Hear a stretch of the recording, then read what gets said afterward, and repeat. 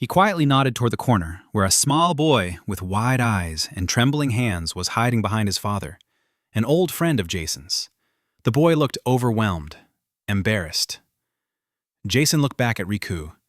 "But you're making this happen," he said calmly, "forcing me to show you something your old sensei never managed to teach you." That was the crack. Riku's face tightened. He stepped forward, spreading his arms mockingly. "Fine then, spar with me," he shouted. "Let's see what 2 decades of movie brawls look like without the cameras." Some in the crowd flinched. Even a few black belts near the edge shifted uneasily. They knew Jason's background. They'd heard the stories. Not all of them were just stories. Jason slowly pulled off his hoodie, folded it with care, and set it neatly beside the tatami. The t-shirt underneath revealed a sculpted frame, not for vanity, but built from pain, sweat, and discipline. There was no glamour, just preparation. Riku paced in circles, still wearing his arrogance like armor. No tricks, no cameras, just man against man, right? Jason raised a single finger. "A rule." Riku frowned. "What?" "No show, just technique." For a second, everything stood still. Then Riku laughed. "Well, you've already lost."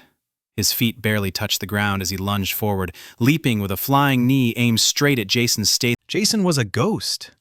He slipped past strikes, rolled under shoulders, caught a wrist, twisted it with a crack, and in one smooth motion placed his palm firmly against Riku's throat. Controlled. Precise. With just the faintest edge of real pain. Riku stumbled back, coughing, clutching his neck. The crowd wasn't laughing anymore. No more cheers for Riku. Now everyone was staring at Jason, wide-eyed, breath held, wondering if this was still a demonstration, or something else entirely. Jason stepped forward slowly, chin down, feet gliding across the tatami like water. Riku retreated. No more technique, only panic. He attempted another spinning kick. Too slow.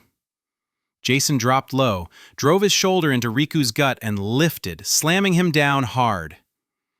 Without pause, Jason took mount. Controlled. Balanced. He didn't strike. No elbows, no violence. He just waited.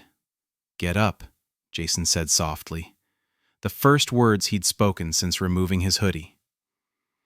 Riku, dazed, humiliated, but stubborn, or maybe just stupid, managed to rise to his knees, then to his feet. Jason let him. But the second Riku raised his fists, Jason moved. A low kick to the inner thigh. Riku stumbled. Another kick, same spot. Riku groaned. And again. Then Jason pivoted sideways, and with a brutal, precise combination, an elbow to the head, a wrist grab, a downward press, he forced Riku to collapse to his knees. In the silence that followed, Jason stepped behind him, slipped an arm under Riku's shoulder, and delivered a sharp elbow strike to the base of his neck. Controlled, but deadly. Riku's body crumpled, like his soul had been ripped out. He collapsed face first, gasping. Blood from his nose soaked into the tatami. Jason stepped back. No words, no celebration, no raised fists. Phones were still recording, but hands were shaking now. Someone whispered, "He just dismantled him." In the corner, the little boy murmured, "I thought Riku was the best."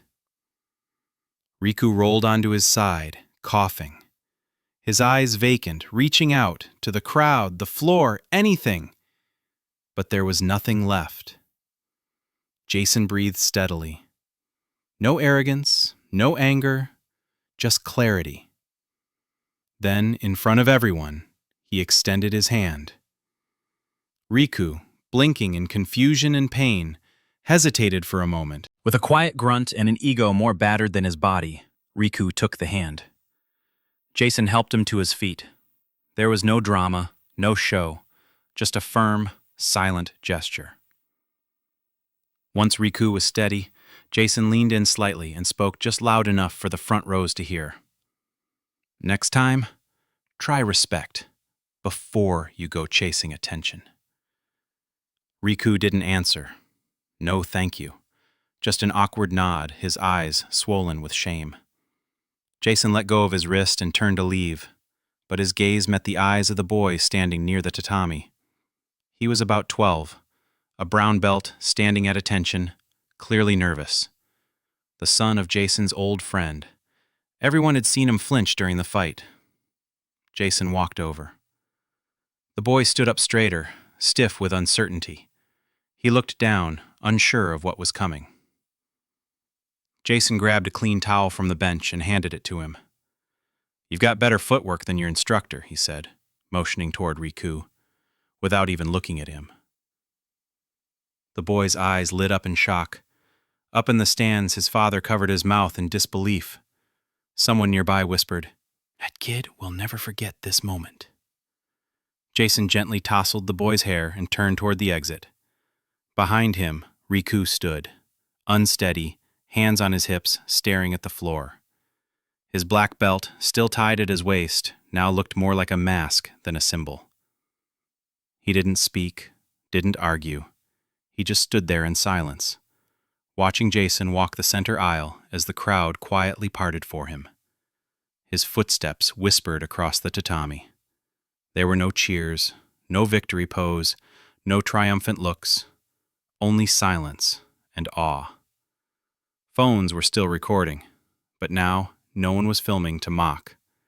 They were filming to remember. The girl in the back row, the same one who had laughed at Jason earlier, slowly lowered her phone and whispered, "He's not an actor. He's a weapon." Jason didn't react. He picked up his jacket, and as he took his first step off the tatami, the entire dojo seemed to exhale, like some invisible tension had finally been released. The sliding door creaked open, sunlight spilled in, catching the dust in the air like golden sparks. Jason stepped outside. Cars still passed by.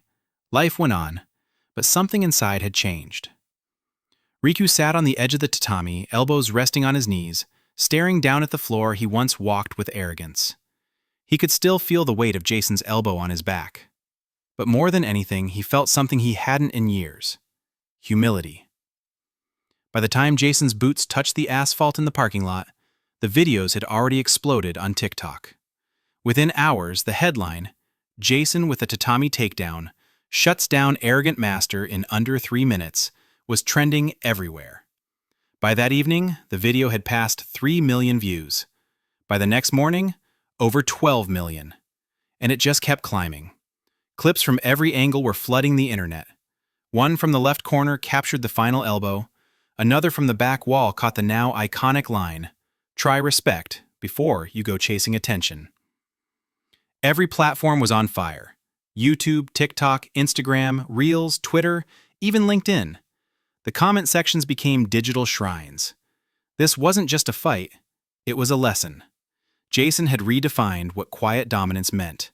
No show, no ego, just mastery. "I'd pay for a whole course called Discipline by Jason," one comment read.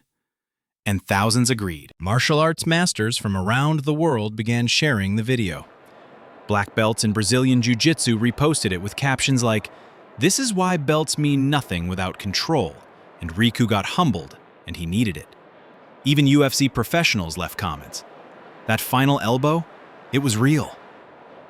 Podcasts broke down the fight frame by frame. Reaction channels enthusiastically dissected every move. Fitness influencers stopped mocking actors who think they can fight and started studying Jason's body mechanics.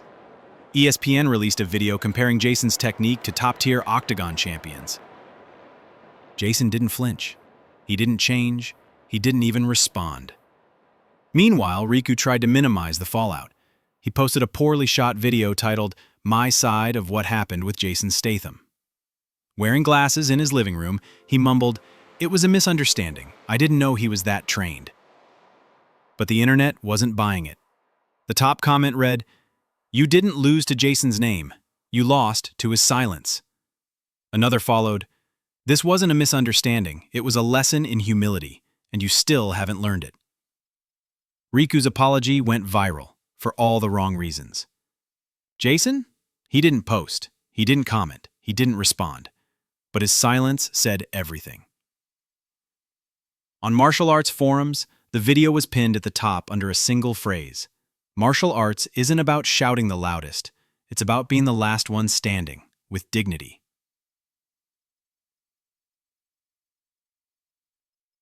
The phrase went viral. It was printed on t-shirts, repeated during warm-ups, and quoted by instructors around the world. Even at Riku's own dojo, things began to change. The Friday demo sessions, once filled with shouting, poses, and ego, were renamed. Now they were called Quiet Discipline. No yelling, no showboating, just movement, focus, and control. Students who once mimicked Riku's arrogance began to imitate Jason's calm stance. Even the youngest began asking, "Will I ever fight like that one day?" But Jason was already gone. A few days later, walking alone through a downtown alley, his phone buzzed. It was a message from an old friend in London. "Bro, saw the video? Another fight?" Jason smiled, slid the phone back into his pocket, and muttered to himself, "That wasn't a fight. It was just a reminder." And he kept walking. No cameras, no crowd, no applause. Just that kind of silence that speaks louder than any ovation. The kind of silence that teaches. If this story moved or inspired you, drop a yes in the comments and hit the like and share buttons below this video. Your support lets us know we're bringing something truly valuable to this community and helps this story reach even more people across YouTube. Thanks for watching. See you in the next video.